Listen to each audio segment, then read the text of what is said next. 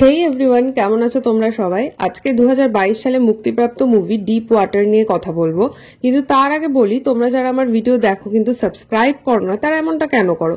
তোমরা নিজেদের সাজেশন কমেন্টসে জানাও, তোমরা আরো বেশি বেশি করে সাবস্ক্রাইব করে দাও। ইট মোটিভেটস মি এ লট। আর আমরা কিন্তু অলরেডি 100 সাবস্ক্রাইবার ক্রস করে ফেলেছি, যার জন্য তোমাদেরকে আমি অনেক অনেক অনেক ধন্যবাদ দিতে চাই। সো প্লিজ তোমরা বেশি বেশি করে ভিডিওটা শেয়ার করো আর সাবস্ক্রাইব করে দিতে বলো তোমাদের ফ্রেন্ডসদের, ফ্যামিলি মেম্বার্স, যাতে এবার আমরা 150 সাবস্ক্রাইবারের টার্গেটটা খুব তাড়াতাড়ি পূরণ করতে পারি। তো মুভির শুরুতে আমরা ভিক নামের একজনকে দেখতে পাই যে সাইকেল চালিয়ে বাড়ি ফিরে আসে।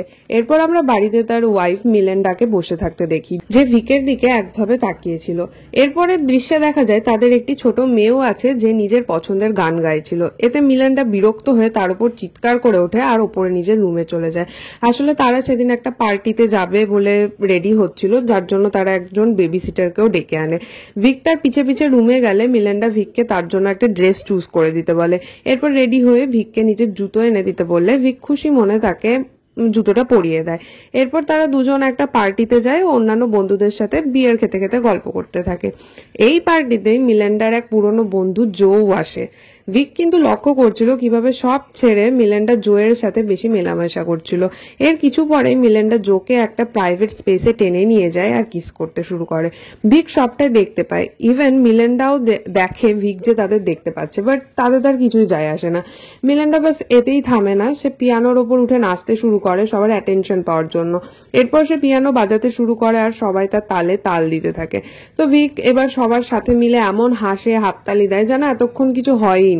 সেদিন রাতে পার্টি শেষে জো ভিককে থ্যাঙ্কস দিতে আসে, কারণ ভিক তার বউয়ের সাথে তাকে ফষ্টি নষ্টি করতে দিচ্ছে। জাস্ট ভাবো কেমন ছেলে। তো যাই হোক, ভিক এবার জোকে মার্টিন ম্যাক্রে নামের একজন ছেলের কথা মনে করতে বলে, যে কিছুদিন আগে থেকে নিরুদ্দেশ ছিল। এরপর ভিক তাকে বলে, আমি কিন্তু মার্টিনকে গায়েব করে দিয়েছি। জো ভাবে ভিক মনে হয় মজা করছে, কিন্তু ভিক তাকে শেষবারের মতো সাবধান করে দেয়, কারণ তার পরিণতিও এমন হতে যাচ্ছে যদি সেই একই ভুল করেই যায়। এইসব শুনে জো সেখান থেকে চলে যায়। মিলেন্ডার সন্দেহ হচ্ছিল নিশ্চয়ই ভিক কিছু করেছে, তো তার ভিকের ওপর রাগ হয়ে যায়। ভিক এরপর মাতাল মিলেন্ডাকে কোনো রকমে বাড়িতে নিয়ে আসে। বাড়ি এসে ভিক যখন বেবি সিটারকে পয়সা মিটিয়ে বিদায় দিতে যাচ্ছে, তখন মিলেন্ডা হাফ জামা কাপড় খোলা অবস্থাতেই কিচেনে চলে আসে। বেবি সিটারের সামনে ভিক প্রচন্ড এম্বারাসড হয়ে পড়ে আর মিলেন্ডাকে সরে যেতে বলতে থাকে। এতে মিলেন্ডা রেগে যায়, বাট চলে যায়। এতক্ষণে নিশ্চয়ই মিলেন্ডার ক্যারেক্টারটা কেমন তোমরা বুঝে গেছো। সেলফিশ প্লাস বদমেজাজি, আবার ক্যারেক্টারও ঢিলা, মানে পুরো মেসড আপ একটা মেয়ে। অন্যদিকে ভিকের আবার একটা হবি আছে, সে শামুককে পেট হিসেবে পোষে। এরপর দিন সকালে ভিক নিজের বন্ধুদের সাথে দেখা করতে যায়। তার বন্ধুরা জেনে গেছে ভিক কিভাবে আগের রাতে মার্টিনের কথা বলে জোকে ধমকেছে, মানে সে যে জোকে এই ধমকিটা দিয়েছে এবার পুরো শহরেই জো এই কথাটা ছড়িয়ে দিয়েছে। প্লাস তারা মিলেন্ডার নামেও খানিক নিন্দা করে, যে মানে এরকম একটা মেয়ে তুই তার সাথেও থাকিস এইসব। তো ভিকের জোকে ধমকানোর কেসটা সামহাও মিলেন্ডাও জেনে যায়, তো সে ভিকের উপর প্রচুর চিল্লাচিল্লি করতে থাকে আর জোয়ের কাছে ক্ষমা চাইতে বলে। এরপর সে জানায় শুক্রবার সে জোকে বাড়িতে খাওয়ার নিমন্ত্রণ জানাবে। যথারীতি শুক্রবারে জো এসে পড়েও ভিক তাকে ওয়েলকাম জানায়। সেদিন কথায় কথায় ভিক জানতে পারে জো সি ফুডে অ্যালার্জিক। যাই হোক, মিলেন্ডা এরপর ভিককে তাদের বাচ্চাকে গল্প পড়ে ঘুম পাড়াতে বলার জন্য ওপরে পাঠিয়ে দেয়। বাচ্চাকে ঘুম পাড়িয়ে রুম থেকে বেরিয়ে এলে ভিক মিলেন্ডা ও জোকে আবার ঘনিষ্ঠ অবস্থায় দেখে। মিলেন্ডা বেসিক্যালি নিজের রাস্তা সাফ করছিল ভিককে ওপরে যেতে বলে। যাই হোক, লাস্টে জো ভিককে তার কাছে ক্ষমা চাইতে বলে আগের দিন অমন মস্করা করার জন্য। এতে ভিক জানায় যে কোনো মজাই তো আমি করিনি, আর উবার ডেকে জোকে বাড়ি থেকে বিদায় করে দেয়। আবার একদিন ভিক মিলেন্ডা একটা পার্টিতে যায় তাদের মেয়েকে নিয়ে। সেখানে তারা একজন রাইটারের সাথে কথা বলতে লাগে, যে ভিককে খুনি বলে আর মার্টিন ম্যাক্রিকে নিয়ে মজা করে। এরপর ভিক অন্য মেয়ের সাথে একটু নাচানাচি করে, আবার মিলেন্ডা জেলাস হয়ে পড়ে আর নিজেকে সেই মেয়ের সাথে কম্পেয়ার করে। আবার ভিক যখন গাড়ি চালাচ্ছে তার মধ্যে ভিকের সাথে ক্লোজ হওয়ার চেষ্টা করে। এই মহিলা যে কি লেভেলের সাইকো আমি বুঝতে পারছি না। পরদিন সকালে ভিক আর মিলেন্ডা তাদের মেয়ের খেলা দেখতে যায়। সেই সময় ভিকের ফোনে ব্যাংক থেকে কল আসে। তারা ভিককে জানায় যে মিলেন্ডার অ্যাকাউন্ট থেকে $3000 একজনকে পাঠানো হয়েছে, যে কিনা পিয়ানো শেখায়। এবার ভিক নিজে রিসার্চ করা শুরু করে আর খবর পায় কে সে গুড লুকিং পিয়ানোওয়ালা। সেখানে সে মিলেন্ডাকেও দেখতে পায়, যে কিনা সে পিয়ানোওয়ালার সাথে ফ্লার্ট করছিল। মিলান্ডা জানতো না ভিক সেখানে রয়েছে। এরপর রাতে মিলান্ডা বাড়ি এলে ভিক তাকে প্রশ্ন করে যে সে কোথায় ছিল। মিলান্ডা তো মদ খেয়ে শেষ, তো সে আর কি উত্তর দেবে। পরদিন সকালে মেয়েকে স্কুলে দিতে যাওয়ার সময় ভিক সেই পিয়ানোওয়ালাকে আবার দেখে। তার হাতে যে ফুল ছিল সে বাড়ি ফিরে এসে দেখে তার বাড়িতেও ফ্লাওয়ার ভাসে সেম ফুল রাখা। মানে বুঝতেই পারছো তার বউ আবার নতুন অ্যাফেয়ার শুরু করেছে।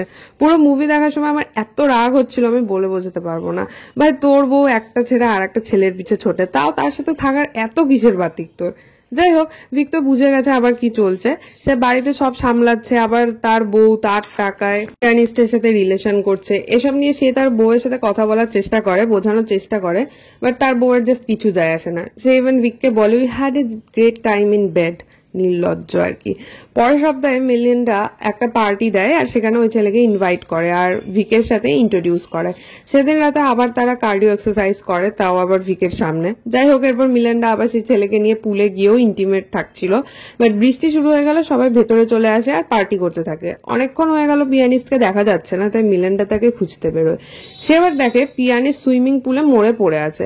তার চিৎকারে সবাই দৌড়ে আসে আর পুলিশকে কল করা হয়। মিলিন্ডা তো পুলিশের কাছে ভিককে খুনি বলে দাবি করতে থাকে, কিন্তু পুলিশ ভিককে প্রশ্ন করে তেমন কিছু অড দেখে না, তো ছেড়ে দেয় ব্যাপারটা।